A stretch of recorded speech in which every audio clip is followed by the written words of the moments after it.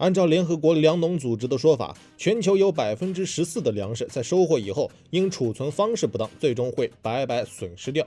可以说，储粮这个问题已经成为各国不得不攻克的一道难关。如今，我国的智能化粮仓解决了这个问题。2021年全年，我国除了自身粮食爆棚以外，还进口了1.6万吨粮食，同比增长了18%。这么多的粮食，咱们究竟该存哪儿呢？抛开已有的常规粮库不谈，我国近些年还建设了大量的智能粮库，比如江苏无锡国家粮食储备库就是一个典型的例子。在库容方面，该粮库可存粮8000吨，在正常情况下，这些粮食可以保障所有无锡人2周的口粮供应。根据相关人士的介绍，无锡智能粮库中的粮食分了11层来存放，里面一共有8000个方格，每一格都能存1吨粮食。粮库里所有的粮食皆采用数字化管理，方格都有自己的独立编号，相当于粮食们都有自己的身份档案。在这种自动化程式的控制下，整个粮库只需要3到4个操作员就能运转自如了。当然了，关于这座粮库最大的特点，则是其对温湿度的把控。里面的低温库可以把温度控制在18度左右，而湿度则保持在67%到68%。这样一来，就能让粮食达到一个保鲜锁鲜的效果。可以说，无锡智能粮库就相当于一个现代化科技粮仓的模板一样，给全国各地即将兴起的粮仓做出了表率。当然了，作为表率的粮仓不止无锡这一家，在张家港那边也存在一家高科技粮仓，也就是沙洲中心粮库。在这座粮库中，拥有大量的高清摄像头和传感器，这些传感器组成了在线巡库、库区漫游、粮情云图、虫害预警等几个模块。整整150亩的粮库，根本不用巡检员动腿就能将其巡检完毕。根据目前的统计情况来看，咱们国家的低温和准低温储粮仓容达到了2亿吨左右，还有气条储粮仓容也有将近5500万吨。我国为了储备大量的粮食，修建起了无数的智能化粮仓，比如无锡智能粮库和沙洲中心粮库。在此基础上，我国又新建和改造升级了6500万吨仓容的粮仓。可以说，在粮仓建设这方面，我国的容量是够的。从细节方面来看，我国的粮食储存体系一共部署超过100万个温湿度传感器，此外还有数万个监控摄像头以及几千台地磅，也纷纷装备到了全国粮仓系统当中。我国利用这些科技设备，将各省各市的粮食网络全部聚集到一起，实时监控，把握粮情。在这种情况下，就能把粮库粮食的损失率控制在1%以内，不至于让过多的粮食变成残粮、废粮。说到这里，可能很多人会问了，储存这么多粮食究竟有什么用？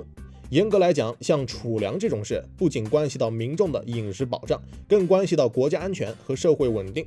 首先，充裕的储粮可以用来应对重大灾害以及战乱等。其次，假如储粮足够多的话，还能通过抛售储粮来调节粮价。储备粮永远是一个国家不可或缺的避险工具。关于这一点，巴基斯坦就给咱们来了一次现身说法。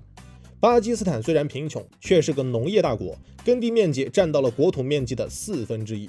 由于有着大量耕地，因此巴基斯坦的粮食自给率达到了115%，这一点就连印度也无法企及。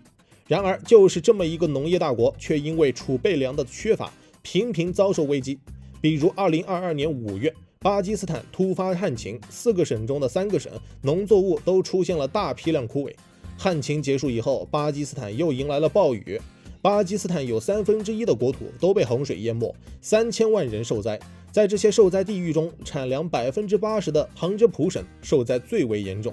最关键的是，在那段困难时期，巴基斯坦还没法在外面购买粮食，毕竟国外的粮食也都不够吃。巴基斯坦在粮食问题上差点栽了跟头。2022年突发的旱情和水灾一度让巴基斯坦处于饥荒边缘。最关键的是，他们还无法向国外购买粮食来度过困难期。就拿欧洲粮仓乌克兰来说，因为战乱的缘故，导致乌克兰农民不适生产，造成国际粮食交易量大跌。此外，由于极端天气的缘故，导致巴西、阿根廷等国的粮食纷纷减产，进一步打击了国际粮食市场。按照当时的情况来看，全球20多个粮食出口国都因为粮食紧缺的问题，无奈实施粮食出口限制令。可见，在诸多不确定的因素面前，粮食问题始终是悬在各国头上的一把达摩克利斯之剑。尤其是像巴基斯坦这种遭遇灾情的国家，更是渡劫困难。假如没有充足储备粮的话，那最终造成的后果可能就是社会动荡了。毕竟粮仓空空，地里颗粒无收，在饥荒的压力下，无数人只能铤而走险。说到这里，可能又有人会问了：假如接下来全球出现动荡，我国会爆发粮食危机吗？关于这个问题不太好说，但从目前的情况来看，我国的粮食产量和储备粮还是较为丰富的。据2023年的数据统计，我国粮食年产量将近7亿吨，在储备粮方面，我国粮食的总储量高达7亿吨，人均粮食占有量为480公斤，高于国际公认的400公斤粮食安全线。遥想当年，在建国初期，我国的粮食年产量仅有1.1亿吨，人均粮食占有量也才200公斤左右。现如今，咱们的人均粮食占有量翻了2倍还多。当然了，我国之所以能稳住菜篮子工程，不仅仅是依靠各位农业科研人员的付出，更依赖无数农民的汗水，才铸就了如此庞大的农业基础。每天嗨科普，我是闪电哥，咱们下期见。